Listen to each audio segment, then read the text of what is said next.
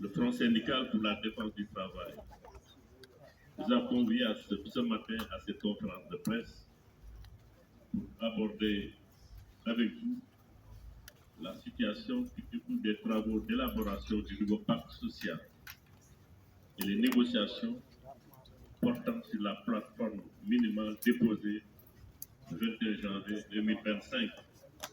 par les centrales syndicales sénégalaises. En réunion d'évaluation tenue ce lundi 14 avril, il est ressorti du débat que le déroulement de la négociation sur la plateforme minimale et les travaux de l'atelier d'élaboration du nouveau pacte des 7, 8, 9 et 10 avril 2025 n'ont pas encore donné satisfaction au front syndical, loin s'en faut. À cette étape de nos discussions, le front estime que les résultats issus de ces travaux sont loin de ses attentes, eu égard aux problématiques posées par les travailleurs et les organisations syndicales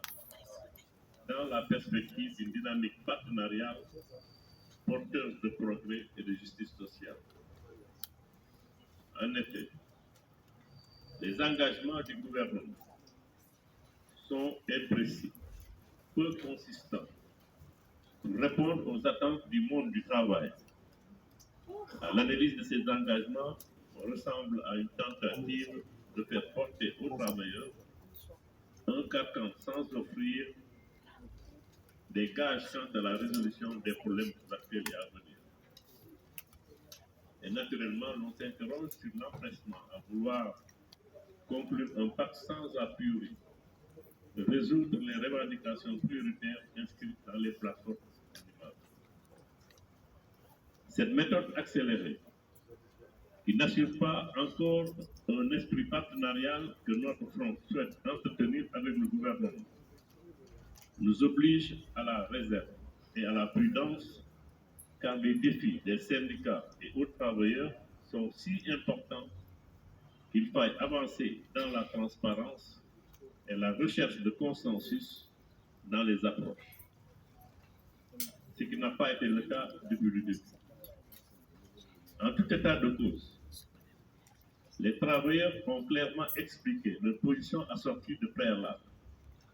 à discuter et à dépasser lors de l'ouverture de l'élaboration du pacte le 7 avril 2025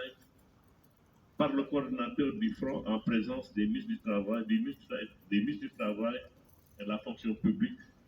et du président du Haut Conseil du dialogue social. C'est pourquoi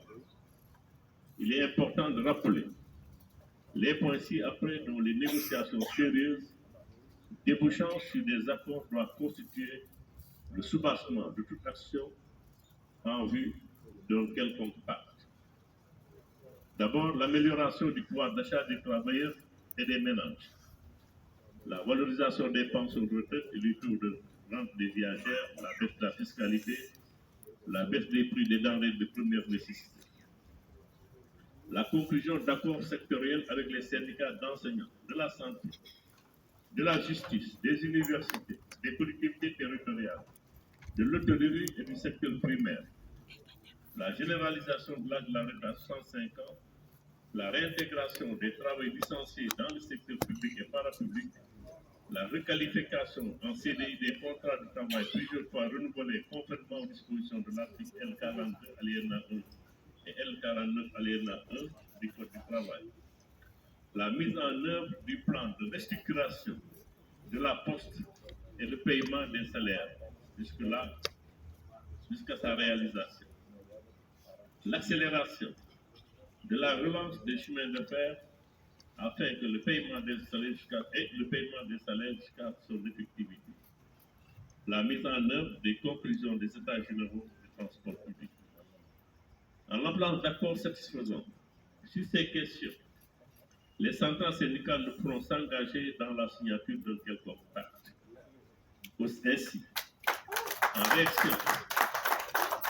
Ainsi, en réaction au louvoiement du gouvernement, à l'attitude du gouvernement, qui cherche à nous mettre devant le fait accompli, le front syndical refuse d'avancer dans cette aventure périneuse sans un débat de classification sérieux et se réserve le droit d'entreprendre toute action à même d'assurer la défense des intérêts des travailleurs et des populations générales. Le front n'exclut pas de déposer un préavis de grève au sortir de l'audience du 1er mai si toutefois